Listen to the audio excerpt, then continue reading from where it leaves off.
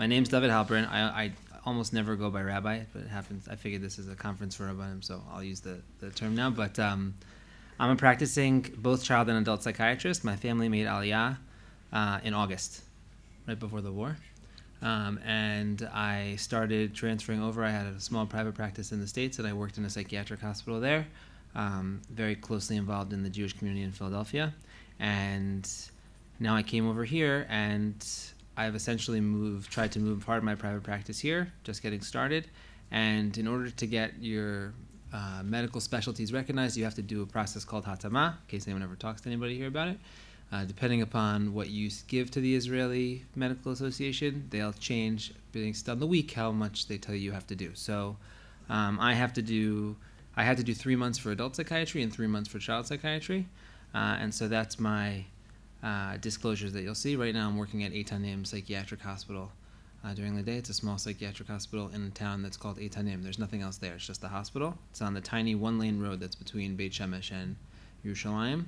I don't recommend driving on it unless you want to say Tfilas Haderech. So but the idea is, it's a shame that I read what's left, but I wanted to tell him that the truth is that I know a lot of people who tell me that they're Nevi'im all the time there. But anyways, okay. Tov. All right, so I just, Birshus, esteemed Rabbanim, colleagues, Birshus the OU, thank you guys so much for inviting me to come and speak. I definitely am not a Navi. I say that to my patients all the time. They ask me what's going to work, and I tell them that psychiatry is different than other areas of medicine. There's not like, I know if I give you antibiotic, it's going to treat this infection, which also, by the way, we don't really know, but that's fine. But I know if I give you antibiotic, it's going to treat the infection. But for psychiatry, it's much more complicated. I'm definitely not a Navi, and nothing that I say here is it's not something that you could probably find elsewhere, but I wanted to share with everyone my thoughts and my experiences and the evidence that exists to kind of give us all the tools, as much tools as we can have together to try to navigate what's going on now here in Eretz Yisrael. People ask me all the time, they say, you came to Eretz Yisrael, you know, how's it going with the war? And I tell them, I expected a war. Jewish history, you know, anyone who's a student of Jewish history, you come to Eretz Yisrael, I expected there would be something, but no one expected this. Like, this is not something that's normal, even for the hardened Israelis, if you speak to them. Okay, so disclosures, just before we get started. So this presentation is going to be in the model of a medical style presentation. If anyone knows, there's like certain ways that it's done. But I have a private practice, and I work currently at Eitanim Psychiatric Hospital. I don't have any really other disclosures to make that are relevant to this presentation. Okay, so just an overview of what we're going to talk about. We're going to talk about war in general, how war affects people from a mental health perspective, what it does to individuals. We're not going to talk about other elements of war, which there's many different topics. We're going to talk about trauma, definitions and interventions, anxiety and fear, differences, and then tachlis. Right? What can we all do about these things? I'm not expecting anyone here to end a war, but what can we do for the individuals? What can we do for the people who we see every day? Okay, so let's talk about war.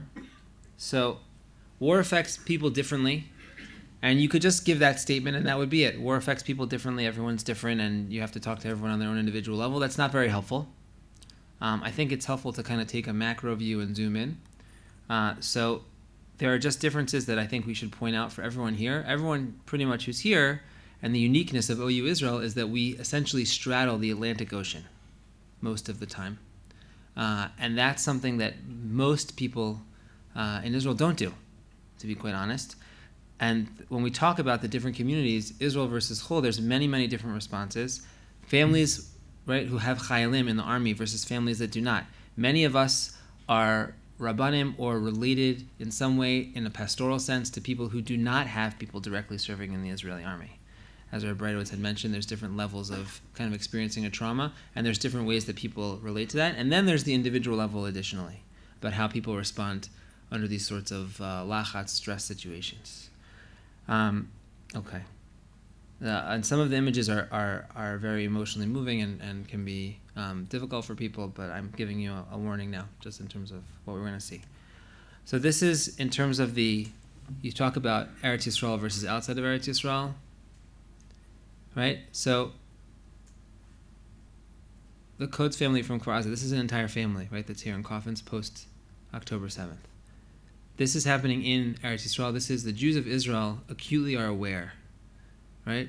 That there was not like there's the general what we call existential fear of being Jewish, right? That someone could ever come and hurt me. But in Israel, for many people, that didn't exist. That was the specialness of what it meant to be Israeli, that you could live in Eretz Yisrael and you could be safe because we have a Jewish army that's going to protect us. And this picture is showing that did not happen. That was stripped away and ripped out. That experience of having that type of safety ripped out is not the same for Jews in Chutz La'aretz. Jews in Chutz La'aretz, particularly the Jews in America, although before everything that's happened in current events, felt like we are in our own community existing in many ways. Kind of everyone knows we're different and separate, and there's always this mild anxiety of us being different from everybody else, but we can continue to exist in the way that we do. And then things like this start happening, right? So this is Berlin, April 19th, 2023. This is not Berlin before World War II. This is Berlin. People are screaming out death to Jews. And you have to think about, when we talk about how everything relates, I think of it in some ways, how do the Jewish people relate to what's happening here?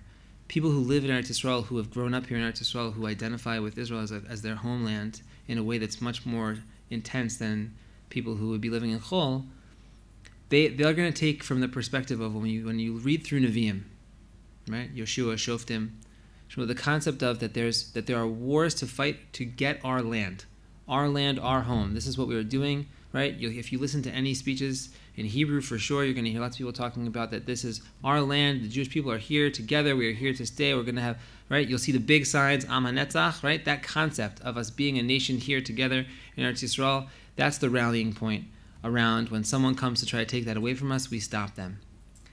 Chutz La'aretz is very different. The Jews in Chutz La'aretz, and even the Jews who have come from Chutz La'aretz who haven't yet fully integrated, are going to have kind of mixed feelings about this.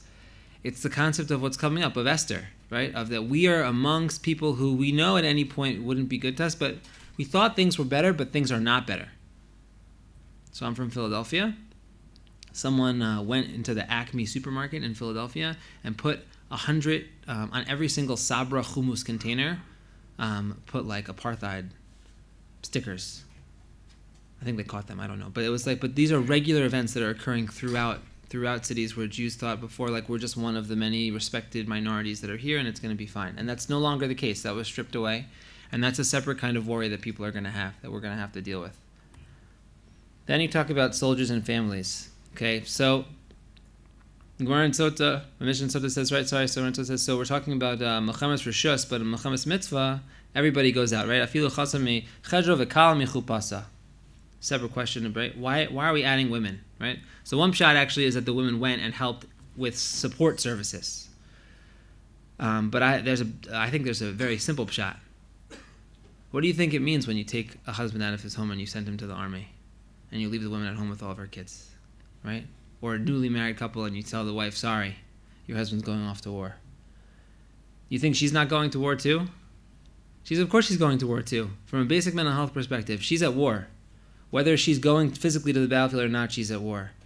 And the hardest part is when you don't know where someone is, right? We talk about the Shriim, about the captives, people who are missing. Those questions imagine just sitting there and it's like you never know, right? Why is it that Yaakov refuses to be comforted when Yosef is taken, right? Famous Rashi quotes the Medrash Rabbah, because somehow he knew that Yosef wasn't dead. And when someone is not dead and you don't know what's happened to them, you cannot be comforted. And Yaakov essentially becomes, based on Pshat, non-functional for many, many years because of that. And that's just one example in the Chumash of what's happening regularly to the families who are here in Eretz Yisrael, and the ongoing saga and the hope that things will change and things are going to get better, and every day it's a new day and every day there's something else, and it doesn't change. We could do as many marches as we want. It's not going to make the families really feel better. Right? We'll talk about what people do in response and how that works in a few moments. The other piece, and the reason why there's a thing for time for change, and Shmuel Greenberg here on the bottom, is currently my family lives in Beit Shemesh. There were recently elections and then elections again. If anyone is following the news, they had to redo them because no one won 40% of the vote. So he actually won. He's now the mayor of Beit Shemesh. But the reason why I bring this up is because Beit Shemesh is a very unique town, and I think we all have people that we know who live in various communities such as this. So in Israel, there's this very strong divide between Haredi and non-Haredi because of the army. It culturally creates that. In America, that's not the case. Things are much more kind of on a spectrum where people can cross different boundaries and be together in different ways. But definitely what I saw after the war started, there were 2 weeks which I call them like COVID flashback weeks for everybody, where everyone was locked in their homes and no one could do anything. And then in addition, afterwards, all of the husbands are gone. They're in Miluim. You go to any of the Yishuvim, any other towns, it's just women and children. Very, very few other people. In the beginning particularly, and only now people are starting to really come back from the Miluim in large numbers. But in Beit Shemesh, in Ramat Beit Shemesh, that was not the case. And it highlights the reason why there's so much politics now around what's going on, right? And so you see that someone's experience, if their whole family and their whole community continues to exist while the war is going on, is very different. I have patients here. I had a yeshiva guy in Yerushalayim told me, the war doesn't really bother me. Things are kind of the same. My yeshiva keeps the same. I have the same starim. Everything's the same. The falafel place across the street is open. Right? And we talk here as if like everyone is impacted by the war in the same way. And it's important for everyone to understand that every person, right, is going to have a different response, but particularly when someone's family is putting their lives on the line, that's going to be a very different experience. Fundamentally different. Not different in degree, but different in kind. And that leads us to individuals. People respond very differently to stress. Okay, there's this famous line that we say, psychiatrists will say, right, when you're stressed, you regress. Everybody does that. Okay, some people regress to things that are positive, like more basic fundamentals for them. Some people regress to being like children. I'm sure everybody knows an adult who was in a stressful situation and you watched them behaving in a way that was very uncustomary and not dignified. And sometimes what happens is people go back to a way of acting that's not appropriate. And sometimes people will actually do what's called a flip, where they'll do the opposite of what they're expecting or wanting to do.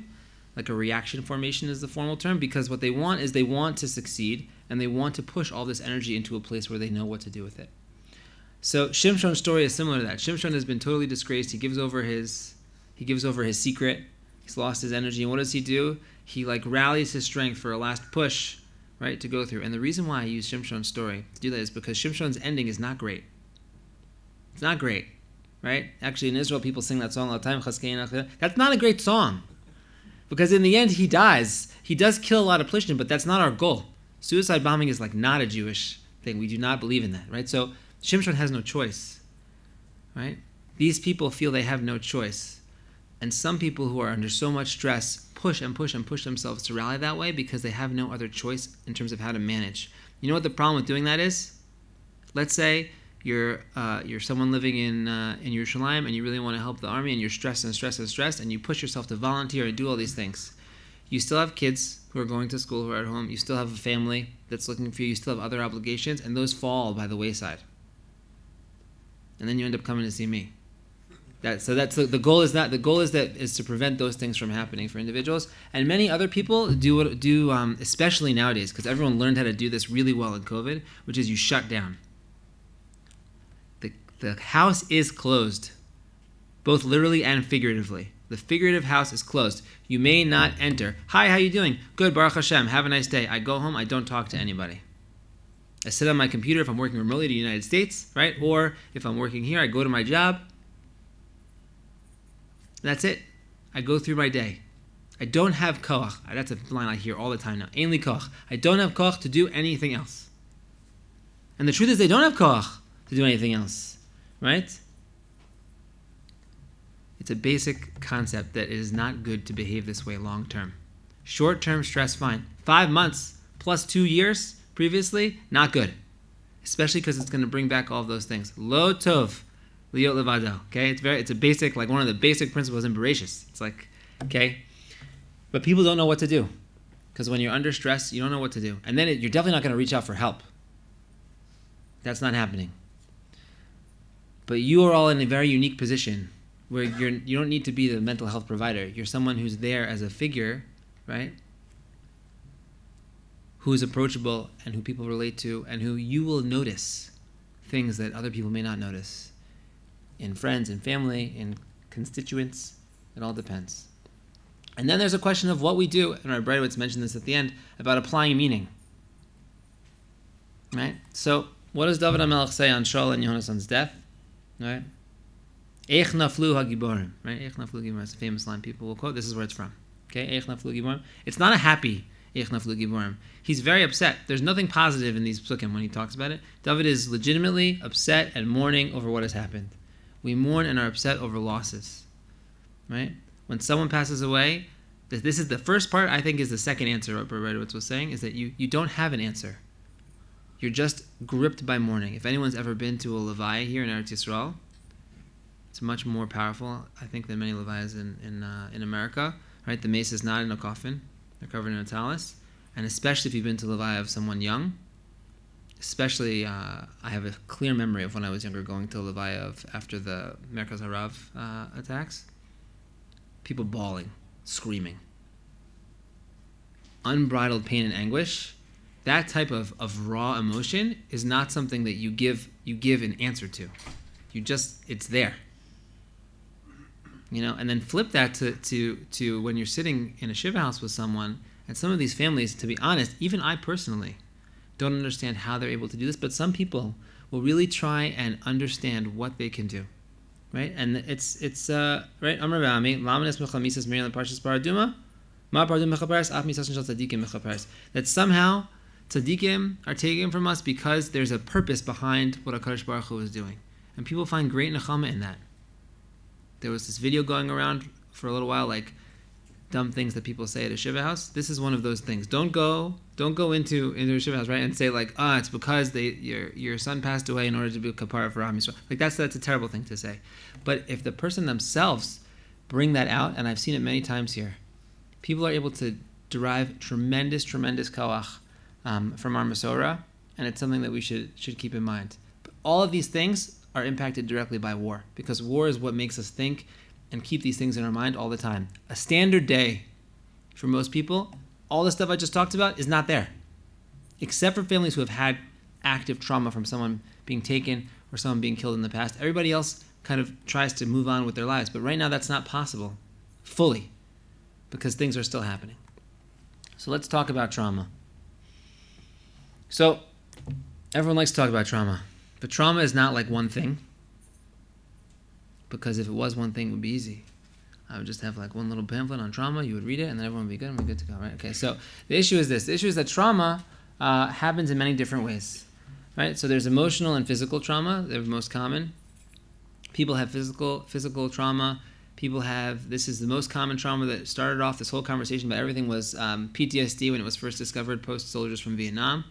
They realized that traumatic experiences can be ingrained inappropriately in the brain, and it leads to significant problems with processing.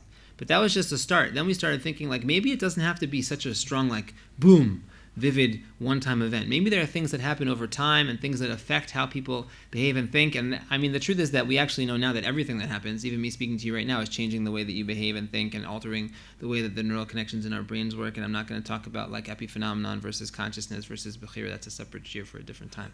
But the idea is that what's happening is that you have an acute response. Then you have chronic responses, right? In psychiatry, we talk about acute stress versus PTSD, but we have other things. Then there's complex trauma where there's layers of things that may or may not be related. You might see people, or you might yourselves feel like sometimes, I don't know why I'm so angry today. Nothing happened today. Why am I so short-fused today? People will say, my kid spilled the cereal on the table, and like usually it's like, okay, not a big deal, but today I just lost it, and I don't know why. And if we think that that's just because it happens, that's not why. And that's happening more often. And those are the small pieces that we should all be aware of, because those are the pieces that we have really a koach that we can tap into. Right? And a lot of times, people like to think, like, that's why I have this little comic here on the top. People like to think, oh, your trauma is really, like, let's talk about your, like psychiatry, psychologists will say, oh, let's talk about the things that happened in the past, I won't bring it up. But the truth is that things are happening now also.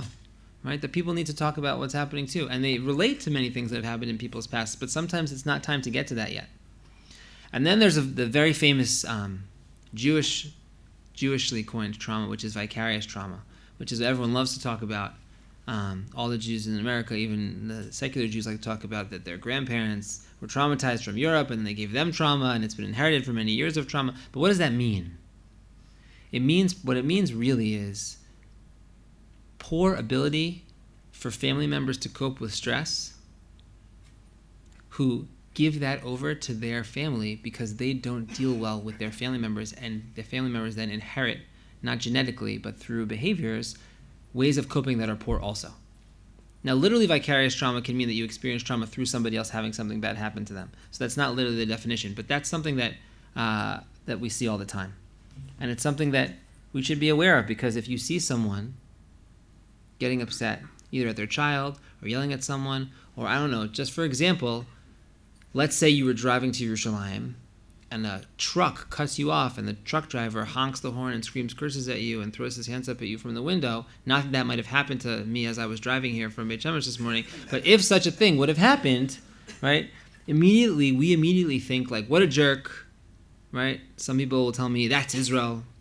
Like, that's not a good thing to think, right? You should realize if that person is doing that, it's because even if they're not aware, and most people are not aware, something is driving them to let out anger. Road rage is a very good example. It's been going up everywhere, not just here, but here in particular, you'll get to see a lot of it. But the question is why? And the answer is that we have responses to trauma, and then these responses that we're going to talk about first are acute responses, and everyone should be aware of them, but then there's also like long-term responses. So people talk about like the 4 Fs, 5 Fs, but this is just something people should be aware of, right? Fight, flight, freeze, fawn. Some people, right, respond to trauma by getting angry and attacking. I feel stressed, I'm going to attack you. Right? Some people do, the flight is a classic, you run, you start worrying and get concerned, they panic. People freeze is the shutdown we talked about. And the fawn is when you start becoming very passive, but you also do things where you go over to people and you say, you feel stressed. So then like someone's stressed at home. This is a classic example I'll see. It's like suddenly my son is cleaning up all the toys in the house. He usually doesn't want to do anything. His room is perfectly neat. Everything is organized. He listens to everything we say. There's no problem, Doc. He's great. What are you talking about? This traumatic situation, he's dealing with it fine. I said, well, how was he before? His room was a mess. He didn't care. He used to have a good time with his friends. Does he go out a lot? Not so much. He says it doesn't bother him. Now he's just happy to stay home and be with us. So that should be a warning sign. We should think about that and say, okay, maybe the person, a change in behavior. It doesn't need to be a change in behavior only to negative behavior, but a change in behavior is something that people should be aware of. What is happening? Now, the thing is about trauma is we talk about it as if it's like a terrible thing, and it is a terrible thing. But something that people don't think about is that trauma is actually part and parcel of our existence, period. It's not one of those things that we can say, like you can't have. Actually, if you talk to many Israelis, I would say that Israel is behind the United States in terms of its mental health awareness. It just is. It's a statement. You can try and argue with me later, but I'm going to tell you that's how I feel in terms of working here. And many Israelis will tell me, like, that wasn't a mental health issue. That's just how they are. Like, that's a way of life. So we'll have discussions about exactly what that means. But in particular, we have to understand that trauma is part of people's lives. And we all have some of it. This is a great quote. I'm not going to read the whole thing. But this is a great quote from Rav Sachs, right? The broken luchos, after Moshe breaks the luchos in Basra, they go in the Aron. Why do they go in the Aron? The trauma of what happened is part of the continuation of the Jewish people. It doesn't need to define us in the sense that we have to constantly be thinking and worrying and have all the terrible emotional reactions from the trauma, but what it has to do is we have to recognize that it creates a sense of who we are, right? The fact that kids have their parents go off to the army and come back and some don't come back is part of living in this country. We don't want to undo the fact that that happened. The question is how you process and work through it. When you process trauma, you don't remove it.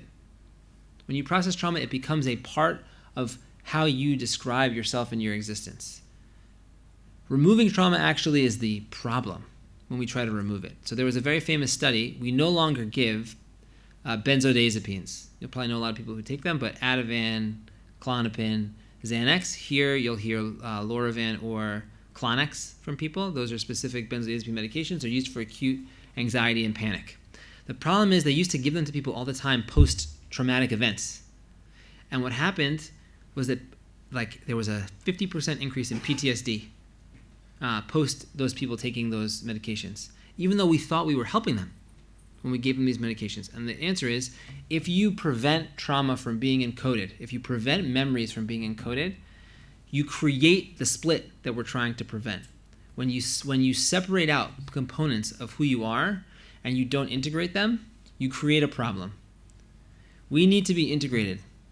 in general in our lives, people who keep secrets, doesn't go well for them long term, right? You have to find a way to integrate all the different experiences that you have. So how do we do that? How do we recover in trauma? How does it work? So basic first step, safety and stabilization, right? So if someone is in a dangerous situation, right? If you're a family living in Sderot, it's incredibly difficult to recover from trauma because you're always hearing sirens all the time.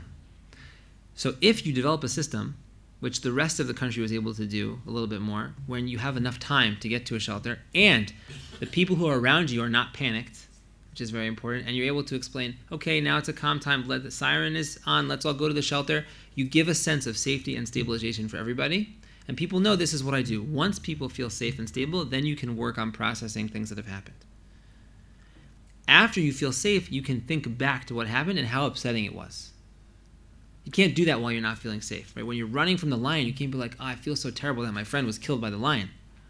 You're still running from the lion, right? While you're in the army, right? The soldiers who are in Gaza, it's not a good time for them to do like long memorial services and to think through things. They can come to a levaya, but if they go right back, it's not time to process. And there can be problems with that if it takes too long. But it's important for us to remember, right? And then the third part is to reconnect. And when this is the hardest part.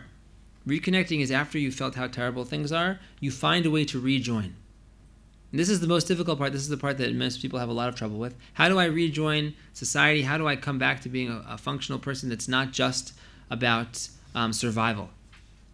And that's why I think one of the concepts of Makom Shabbat Tshuva V'Omdim, right, Tzadikim Gurun Eino, is because if you fall, if you have a break and you recover from that, your ability to withstand the vicissitudes of life is much stronger. You gain a koach atzmi, right? That's not really something that people who have never had that experience can understand.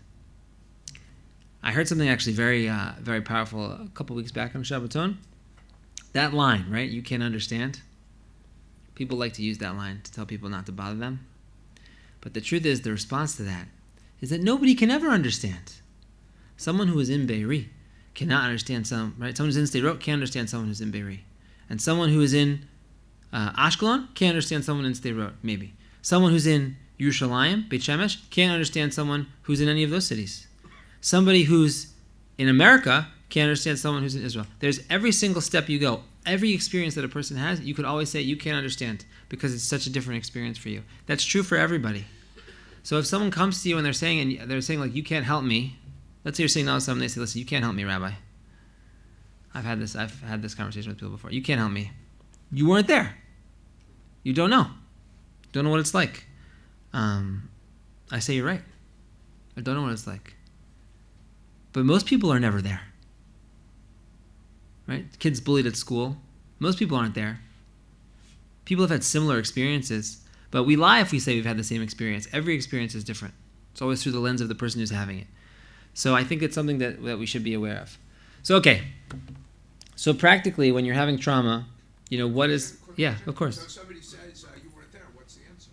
So the answer is I wasn't there. Right. After that. The answer is I wasn't there. And I know that there are parts of what you've experienced that I'll never be able to fully understand.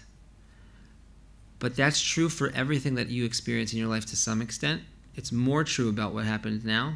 And I'm here to speak with you and talk to you in whatever way that you find that will be helpful. And I think that if we continue to work together, you'll see that maybe this could be helpful.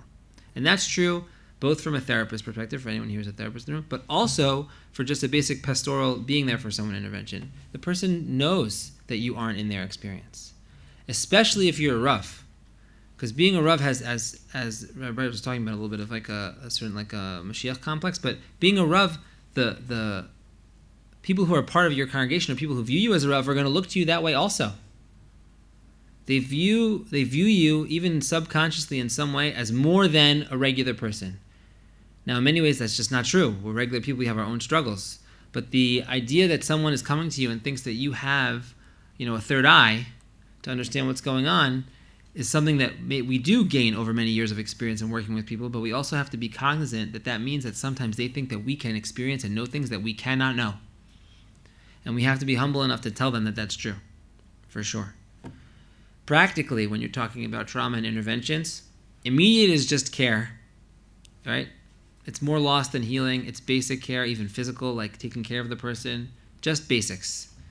About 2 weeks to a month is about just being there for the person, kind of like we talked about. If you're talking about like the Shiva experience, right? It's just being there. 6 months to a year is when you try to help someone craft a narrative of what happened. There's a reason why only now, even though this has just happened now with the war, but only now people are talking about their experiences of COVID. It's taken this long post that whole time for people to really craft a narrative of what was my life like then. It was a black box where something happened. Many people are like, my life was fine, but many people are not. And they don't talk about it because they don't know. Because it's a weird thing to have a long, long period which you felt was traumatic, and then to try to craft a narrative for that. Usually people have short periods. A war is actually easier in this way because everyone knows a war is supposed to be traumatic, right? But people don't know so much what to make of the fact that I was stuck in my house with my family for 2 months, and shouldn't that be a good thing because it was part of building our experience together, or if I was alone by myself, right? Or if I felt like I was disconnected from any ability for me to give shiurim or feel like I was contributing to the Jewish community because all I was stuck on a computer talking to heads and all the screens were off. I didn't even know people were paying attention to me, and no one ever pays attention on Zooms anyways, so what was the point of all that? Okay, so there's all of those things, all of those thoughts, right? The fact that people are chuckling when I say it is because all these things are things that people think and feel and experience, and we don't talk about them because we don't know how to talk about them, because you have to create a narrative. And then there's a lifelong process when something has happened in your life about processing loss. Anyone here who took a second, closed their eyes, and thought about a grandparent or a parent who has passed away, who was important in their lives, or a Rav, sometimes people might suddenly feel like a tear. Why? That experience of that the person was there and that you don't have them anymore, that will never go away. That's always there. The part of the fact that there's something missing, that sense of loss will always be there. It fades with time. Usually. It's a good thing if it fades with time. If it doesn't fade with time, it's a problem. But the question is, how do you plan for a future where you no longer have your time and all of your emotional energy taken up by that? Once someone has made it past that, how do they reintegrate? What are the paths to doing that? How do they get involved? What can they do? And this is where I actually think there are only two experiences where we talk about in terms of the halachic process for a person experiencing something which I would say is akin to like a spiritual kind of milieu. Only two times in like the Mishnah Torah does Ram really talk about this: tshuva and tefillah. Those are the two main ones when we talk about them. Everything else is pretty formulaic in terms of like how we do mitzvahs. If you're like a brisker, you can create many complicated intellectual and emotional experiences from all the things the Rambam says. But the fairish words, it's tefillah and it's tshuva. And if you look, right, for Al Tshuva, I'm not going to read this out loud, but you can look. It's that essentially tshuva as healing is it's a cathartic process, but it's also quite destructive in a way, because you destroy the current self that you have. And this is why you may have a question. Sometimes people are struggling, and you say, why are they still struggling? Why can't they let go of something that's happened in the past? They seem stuck. Why do they keep being stuck? I see all the stuck cases. No one comes to psychiatrists if you're not stuck. Okay? But why are they stuck? Because being stuck means you can't let go of something because you view it as part of yourself. Tshuva is about creating yourself as a new person. And the idea there, and the reason why I actually talk about tshuva a lot with many of my patients, is that our Masorah has within it the guidelines for how people can improve their mental health. To be able to recreate yourself in a way that is new, to think that there is a possibility for change. It's like a basic CBT principle, right? Your automatic thought, okay, tells you that you cannot get better. This will be bad. Things will get worse. I am a bad person. I cannot change. Something bad will always happen. Tshuva teaches us that there is a radical possibility of something being totally different, and that it's there every day. Now, to say that one time to a person is not going to work. To say that over and over again to a person, and the person to take that in and to repeat it and to ingrain it and to make it part of how they think does help. Doesn't need help 100%, just 20%, 30%, so they can get outside, so they can do more things, so they can start feeling better, and then the process continues. Okay. That's our overview. That was just the overview. Okay. That's the overview for war and for trauma. Any questions about war and trauma in general? Okay. Yeah. Just the balance between, I'm a teacher in a school rather than a Rav. Mm-hmm. Balance between, on the one hand, being honest, on the other hand, being seen as a spiritual guide, a role model. Because there's going to be a tension, 100%. So what I would say is, as a teacher in particular, so it's going to be different depending upon what age you're referring to, right? So One of the students was kidnapped. So in situations where, so in that situation, when there's actual trauma and that everyone has been exposed to, we'll talk about it. But the answer is honesty. The answer always lean towards honesty as opposed to being above and things will be okay in the immediate. In the in the immediate, it's honesty and that things will continue. Not that things are all going to be great the way they were, but that things continue. Things continue here. This is what happened. This is what we're doing about it. We are here for you, but things have to continue, especially in larger settings like a school or in larger institutions. Israel actually happens to do this very well in terms of like how they guide people to do it. Whether or not it practically happens on the smaller level is unclear, but the ideas are there, which is that when you have a trauma, you have to continue. Now, when individuals who are adults have traumas, they don't continue. That's part of the problem. But particularly in schools or in other communal areas, the most important thing is to continue. Similar, actually, what Rabbi would said in terms of Purim. People ask, should we lower our experiences for Purim? So when people ask me things like that, I tell them, actually, the Gemara says that we should limit our simcha post the Chorban Habayis. In general. So I think that all of our general things that we do are simcha is limited. And they say, I don't feel that. I say, that's because you don't know what it was like when we had the Beis HaMikdash. So you can continue what you're doing, it's still limited. That's why I tell people. I said, because otherwise what ends up happening is if you limit and you limit, things keep happening in life. You'll eventually not do anything because there'll be too many things to mourn over and then you get stuck. Avelus is important, but Avelus is only important as a cathartic way to process, to learn, and to grow. Quick question. Yeah. You mentioned tshuva, and I like that because of the recreation of the self. And how do you avoid that becoming about guilt, perhaps? Meaning tshuva sounds like it's talking, about you did something wrong, right? Right. So guilt. Right. So that depends on the particulars. When someone feels that they've done something wrong, so we're going to talk a little bit more about the specifics for therapy, and I'll bring it up as an example. Okay. So in terms of anxiety and fear, as psychiatrists, I get very upset when people misuse the terminology. But people misuse the terminology all the time. But I stopped getting upset because I realized that it's just people aren't psychiatrists or mental health professionals. They're not using it that way.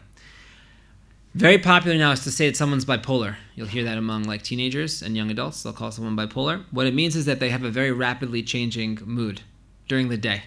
They can be angry or sad. Actually, a lot of times it's because of trauma. It's not bipolar disorder. Bipolar disorder has a very specific definition. But the same thing here. Someone can say, I have anxiety. So if you say I have anxiety, it can mean many different things.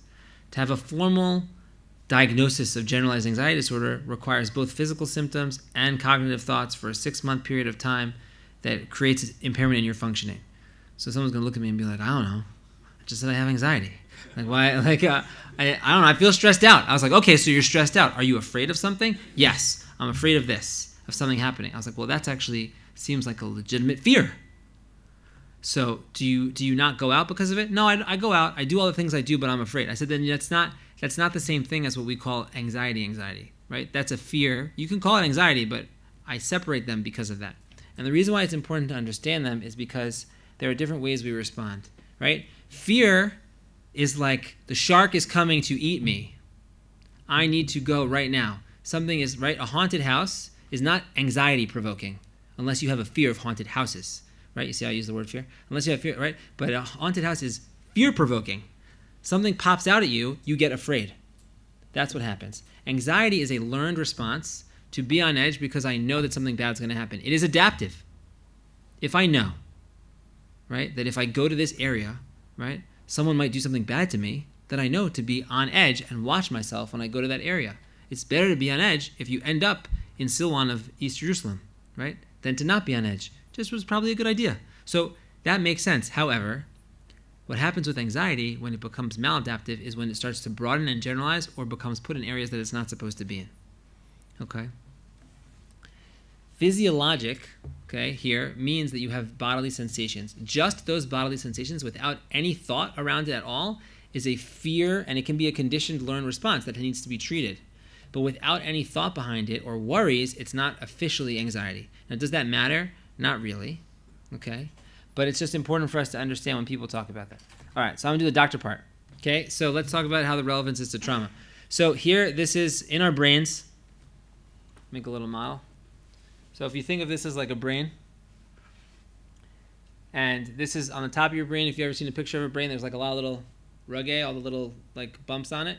So when you open up a brain, there's the inside part of the brain and the brainstem that leads into it, right, is what we call like the basal animal part. Controls our breathing, our circulation. If people have strokes in the lower part, that's when they're not able to do anything. But then you'll have stories where the top part of the brain still functions and the person's still there. There's a terrible syndrome called locked-in syndrome where someone can't speak or do anything, but they're actually totally conscious and aware of what's happening. It's very rare. It's what led to all the fights about brain death and brainstem death and lots of things like that. But the idea, we're not getting into that today. Okay, but the idea is that if you open up, right, I call it flipping the lid, because this is when people say they get angry, they flip their lid, right? So if you flip the lid of the brain up and you see here in the middle of the brain, you have the amygdala and the hippocampus, the central parts of the brain that are basic emotions and memory storage. Okay, now we now know that memories are stored in some ways diffusely through the brain in many other areas, but still a primary memory area is the hippocampus. Now that's what this H is, okay? Hippocampus and prefrontal cortex. So what happens with stress? So when a stressful situation happens, immediately you get an amygdala response. The amygdala sends off neurons. It goes down to the brainstem. You get sympathetic nervous system activation. Heart increases. Breathing increases. You're like, okay. All right, so that's an immediate fear response. While that's happening, your eyes are taking in what's happening. Your ears are hearing. You're smelling. Everything that's around you is part of your hippocampal memory storage that's coming in at the same time. So those things are happening together. Right? So if you have it happen and it's super excited, you get excessive fear in the amygdala. If you have, right, what's happened is you get a stress and you get a stress for a little while, you actually get what's called a hyperinhibition of the hippocampus and prefrontal cortex where they start to shut down a little, and it actually leads to resilience in dealing with a stressful situation, because otherwise you would just be overwhelmed by stress. In the short term, that's very helpful. If the stress continues, such as an ongoing war, people continually missing, people fighting ongoing. If the stress continues, you burn out the brain. You burn out the process that's used that way, and you end up, right, with an excessive stimulation that leads to a cycle of chronic stress because it's no longer inhibited between the amygdala and hippocampus, and it now becomes fused. The circuitry becomes fused so that they're not separable. So that's what we think is the nature of a flashback. Because if you have a memory, something triggers, right? A smell, a sight, talking about something, being near somewhere, if it triggers a memory that reminds you of something that happened in the past, the connection to your amygdala is so strong, you have an immediate emotional response, and the memory feels ki'ilu it's happening right now. Now, some people don't have full flashbacks. Actually, a lot of people don't. A lot of people will tell you that I don't know why it's not a full flashback, but I feel very uncomfortable when certain things happen, and I stop functioning. And the reason can be because there's certain things remind them of certain things. For example, it used to be that I would listen to music and there wouldn't be a problem. But a lot of music actually, even in Israel, has in the beginning of it this sound. As soon as that happens, in the car I was like, oh. And then I realized it's because my body has been attuned to now be to have an automatic like stress response when I hear a siren. And even though it was part of like some sort of instrument, I don't know exactly what it was, but I've heard it like 3 or 4 times in different songs, and it happens to all of my kids in the back of the car too. They're like, that was a siren. I was like, no, there's no siren. That was the music. But then I'm like, make sure, was there really not a siren? I'm not sure. Right? So that concept, everyone's always looking. Okay, so what happens when these things happen is that's what happens in terms of how we think for trauma and fear. Let's talk about anxiety as a cognitive component. Okay, so this is the CBT circle of automatic thoughts. I love this third circle. Okay, so what happens is, let's see if I can do this. What happens is usually when you talk to people, they say something happens, and it makes them feel a certain way, right? A classic example is, right? I heard about some terrible thing happening in Eretz Yisrael, right? There was an attack, people were hurt, and so I feel terrible. I feel awful, right? But let's turn it into someone who's struggling, right? I heard about something happening, and I felt like I just feel so sad, and I was crying. And then that led the person to not be able to go to the supermarket that day because they were so sad. And then a new situation happened where their kids came home from school, and there wasn't enough food for dinner that they wanted. and then their kids yelled at them, and then they felt like they were a terrible person, and then they became more sad, and then they stopped functioning. And you see how I'm going with that? Right? So that's a basic circle. Now this is true for things that happen in life too, right? I came to speak to you today, and I felt a little anxious, and then I became more active in my speaking because I came to speak to you today, and then people seemed to smile and respond, and then I felt like better, and then I continued speaking, right? You see how I could make this circle for anything. Because this circle is how cognitive behavioral therapy thinks about how we think things. But what it says is that this thing that people talk about, this situation feelings piece, that's not what happens. There's a third step, which is the thought step. And it can be subconscious, it can happen afterwards, consciously, but there's this thought that happens beforehand, and the thought is the important part. Because in general, people tell you always to try to stop this. But it's very hard to stop feelings. We actually don't really know how to do that very well at all. That's when people talk about like teaching people to do like breathing exercises, meditation, mindfulness. They're all very helpful. But if the thoughts continue, those emotions will continue to keep coming back. So some people can control them enough with various physiological interventions, but sometimes you need to also think about what is the person thinking? Why are they on edge? I don't know why I'm on edge. Well, let's talk about it. I'm on edge because I think that anytime there could be a siren at any time. Okay, so that's true. You can validate that thought. But then the question is, does it help you to be on edge like this all the time? If the person's being honest with you after some conversation, they'll probably tell you no. It actually tends to make everything worse and has not been helpful. And the extra 2 seconds for when there might be a real siren, if I was calmer, that might actually make me make better decisions and help people. Just that thought process of going through that, most people don't do. Especially people who are stressed out don't do. If you can do that, it creates what I call a new pattern of thinking, right? If this first circle was the negative way and this is a new pattern, physiologically, what's happening there is what we call neural reinforcement. So ignore all the math, okay? But what's happening here is all of these different neurons are interconnected, and they create higher and higher structures and connections between the inner layers of the cells. What's cool about this is you don't gain brain cells. They don't grow or die, actually, this is unless at the end if you have neurodegenerative disease, okay? But other than that, brain cells don't grow into new brain cells. They change and alter their structure of the connections. And connections can grow, and you can have additional connections and stronger connections. And as this happens over time, you create new ways of thinking. That's why, if anyone, right, people like to talk about like Rav Dessler's concept of Bechira, that there's like a Bechira point, and you can choose a point at a different spot, and it's higher or lower. So I think that this applies to this. When you're thinking about something, if you have a certain level of connectivity, you can't choose other options because it's so foreign. Radical choice is possible, but it's a very, very small percent. Most of the time, it's within a certain structure. So when you're dealing with someone who's not functioning, to expect them to then start attending a Daf Yomi shiur every day is just not appropriate. You should talk first about basic things. Like, let's talk about how you need to make sure to get up in the morning to help your wife with the kids. Just basic things, and you work through that, and you make up to the levels that you need. Okay? So chronic fear, what happens is it stresses out the system. People burn out, right? And we have to talk about what kind of support can we do to help people, right? Now, what happens if you're a Rav in anything but the title? You're in a school, you're in your community, right? Most people don't have pulpit jobs in Israel.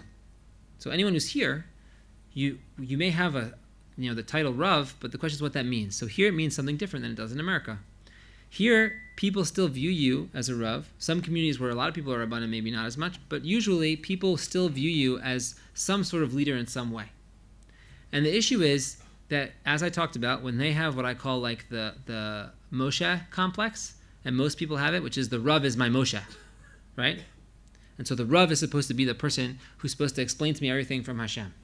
So the problem that happens with that, it happens much more if you're a Rav of a shul, but it happens to everybody, is that if you are trying to help someone, sometimes you will get this. You will get a lot of anger. Okay? And the reason why you'll get anger is because people are turning to you and they're saying, right? He didn't know I was going to quote Eov, but that's what happened. So he didn't know. People will turn to you and they'll say, right? He's so angry. He's like, what's going on? You, God, right? But most people, some people do, like just talk to God and just yell at him. But some people will be like, instead, they'll just switch it, and they'll be like, today, you happened, like whoever is closest to me happens to be a replacement for all the things that happened in my life. Yelling at Hashem does not seem to be working for me, Okay, I go through my davening like robotically, like I do what I need to do, and then I see something happens and I scream at my friend or I yell at my neighbor or I stop talking to somebody, and I don't think that they're related, but they're probably related. And the reason why they're related is because we have a lot of anger, right? And it's not that the person is to blame. That's why I brought this Gemara in Baba Basra. Right? People are not, they're not nitpas. They're not able to like recognize what's happening when they're overcome with that type of emotion. Okay. All right. Now we get to the important part. It's like that was great. Thank you, Dovid. We really appreciate it. Spent all this time talking through everything. Most of this we knew already. Some of the science stuff maybe not. Okay. So, what to do? So, as a psychiatrist, I tell people, just because I'm a psychiatrist doesn't mean that I know what to do better than anybody else. Okay? I went to medical school. Most of medical school was not about mental health.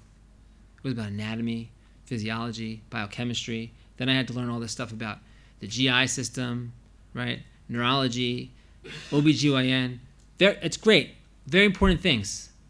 I'll call you up if I have a medical question, doc, or I'll call you up if I have a psychiatric emergency.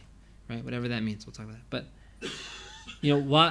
how did I learn what to do? So what I'll tell you is the reason why I think that it's appropriate for me to talk about it is because these are things that come up when you're a psychiatrist.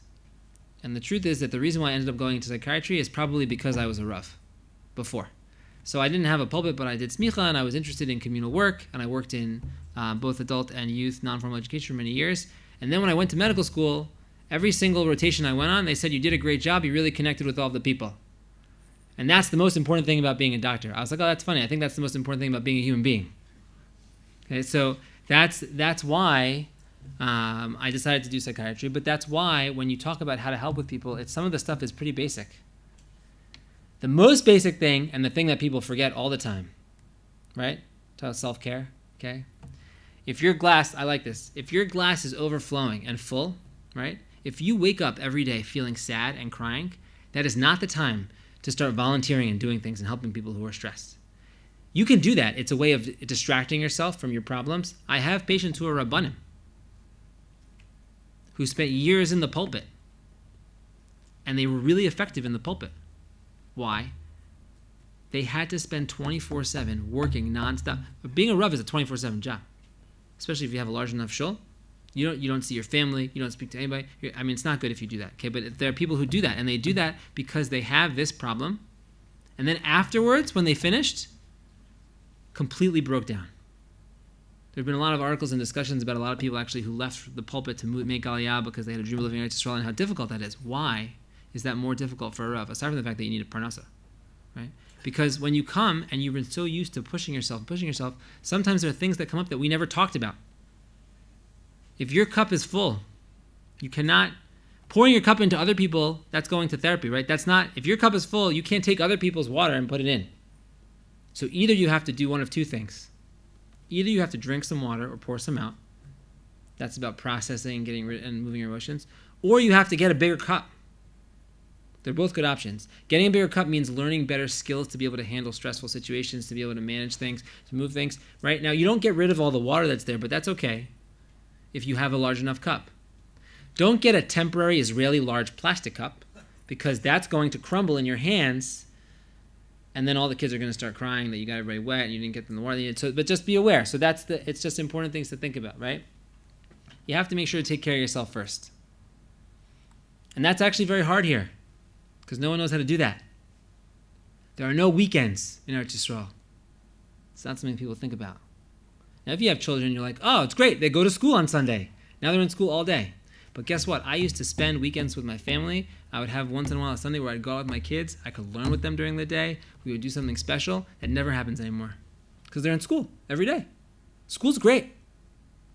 But the other experiential components, right, are not there. Now, Eretz Yisrael has amazing other experiential components. Other is like filled.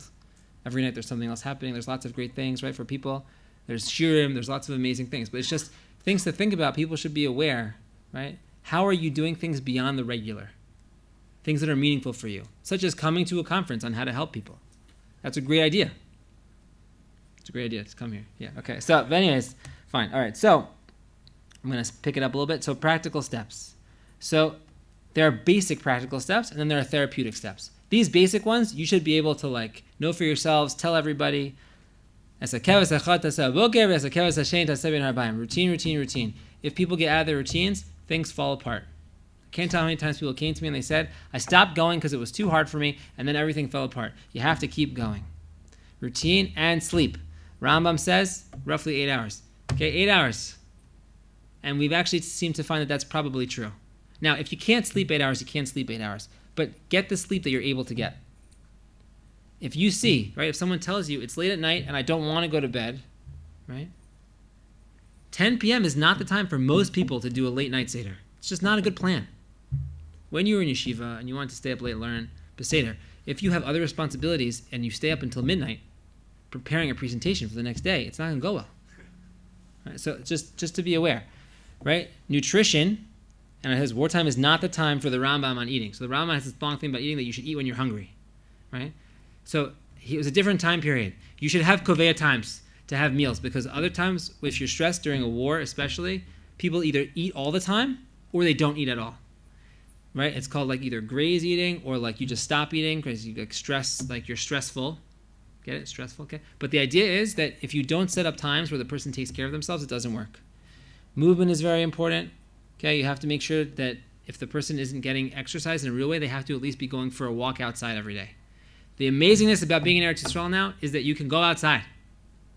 It's not like people in America, they're like, there was a blizzard, I can't get out of my, like it's freezing cold, I don't want to go outside, it's raining, it's gross. Most of the time here, it's actually very nice. People can have routines outside, even if it's cold, you can wear a jacket. People should get out, they should be able to keep themselves moving, going to things. Socialization. People don't always like to do this, and people shut down, but basic things of like, go to shul on Shabbos. One day a week, go out with your spouse to do something. Every couple weeks, have a koveya time where you and old friends get together and do something. Like if you don't have regular meetings with people, make sure that you have something. And then, respites. When things get overwhelmed, and you feel overwhelmed, it is a good idea not to push through. It's a good idea to take a 5-minute break. People hate doing this. Okay? But it's actually better, instead of just ignoring and pushing through, to regather yourself, because otherwise that feeling will continue.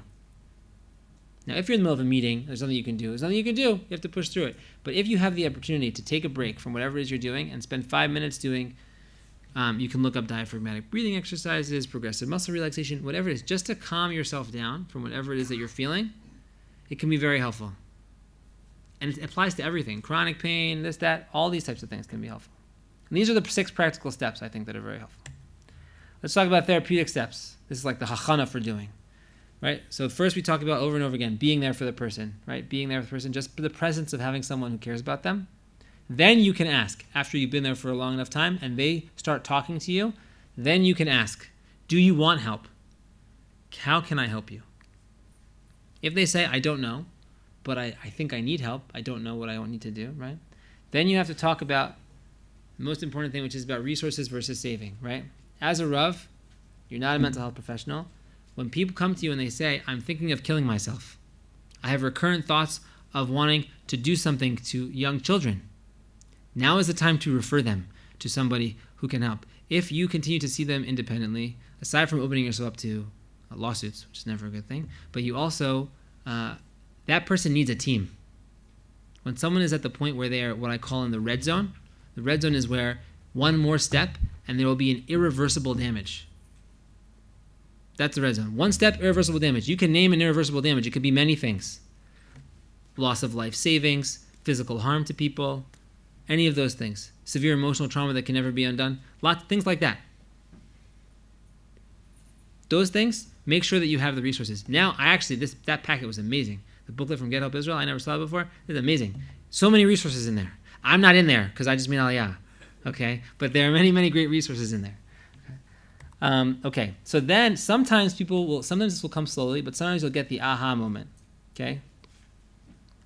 Ein hadavar tolei ela bi. Dovid HaMelech, right, is trying to find all the reasons why things aren't working, and he realizes that he has to figure out what he has to do. Ein hadavar tolei ela bi. That when the person realizes, I need to do something. Now, they may not be able to do all the things that you want them to do, but if someone comes to you and says, Rabbi, or a friend, name, whatever, I think that I want to do something, I want to make a change, I want to do something different, that's when you have to say, right? It makes sense that things were so difficult for you. You have to normalize the fact that it was okay to struggle. I used to call this Facebook culture. Now I call it like, you can either call it like, it's not really WhatsApp, but like for the kids, it's like, I'll be like Instagram culture, where you put on all these pictures and things that everything is great. But that's not really what's happening. That's not what's happening. You're not going to post the fact that you lost it at your kids this morning. You're going to post the picture of everyone nicely all dressed, like going on your teal for Chol Hamoed. Like that took 2 hours of everyone losing it in the house in order to get them all ready for that picture. And lo and behold, you're not in the picture. And then like, I never get to be in a picture with my kids. But the idea is that those things are nice snapshots of ideal things that you would like to have, but that are not really the everyday life of what people have. And so you have to recognize that it's okay to feel like things are not okay all the time. And then at the end, the final process that people really can work with is sublimation. That's where the person has processed, they recognize that things are hard, they want to do something different. So then let's turn our energies, let's talk practically how we can do something positive, right? How can I volunteer? How can I do the right thing? How can I be there for someone? So these are the steps I think that are important. You have to know when things get past that line, when to refer, right? What I would say is that when someone is in yellow, this is very important, when someone is in yellow, which is where they're in a state where they feel very stressed, they stop functioning well, and it seems like they're in like a semi-crisis, you can intervene then, but you should refer them then. And the reason why you should refer them then, not to me, to a psychologist or a therapist, okay, that point is the time for therapy. Why? Because if you don't refer them then, it's going to take months before they probably get, even if it takes only a few weeks, things progress quickly. You don't know what's going to happen. They have to get in to see someone so that if things progress, they have the framework to catch them. Because if you try and intervene on your own and it doesn't work, then you're going to be coming to see me in the emergency room. And that's what I would prefer to avoid, and I think that's what we all would prefer to avoid. We don't want people to be in a crisis that extreme. So the idea is that when people are struggling and stressed and upset, that we go and we work with them to give them that help. Now, another group of resources, aside from the book that you got, there is a great resource Avnei Chaim has on their website. It's a list of it includes Get Help Israel, everything, in every area of Israel for English speakers. So I highly recommend looking at it. They have their own stuff, but that's really for like if people are looking for like crisis lines to call and things to work. Get Help Israel also has all of those things, but it's important. This number here, please do not share with anybody. This is not my work phone. I put this number here because I want everyone to have it, because I'm a psychiatrist and there aren't a lot of us. Okay, and I recognize that everyone here works with people who might need it. But this is my private cell. Feel free to call me or text me or WhatsApp me or whatever if you feel like there's something that you need or you don't know how to navigate the system. The system in Israel is very complicated in terms of how mental health works. Any questions, please feel free to reach out. I'm also happy to give you my work number that you can give to people if you want, but recognizing that ideally it would be great if they could get in to see a therapist before they're coming to see me. So my bracha is with all of this that we can take all of the tools and things that we just talked about and use them to marbim b'simcha for all the people that come to see us, who work with us, to help us understand where we need to take care of ourselves, to help us understand what limits we need to set for ourselves, and how we can be a resource to people, to know when to refer.